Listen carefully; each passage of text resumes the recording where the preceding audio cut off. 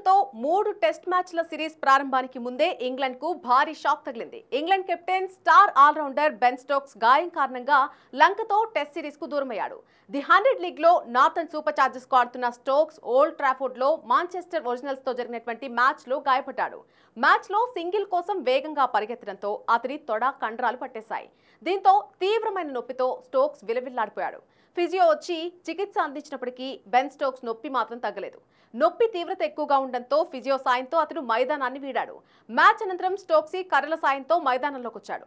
ప్రస్తుతం అతడు కర్రల సాయంతోనే నడుస్తున్నాడు. గాయం ఎక్కువగా ఉండడంతో లంకతో టెస్ట్ సిరీస్ కు దూరమయ్యాడు.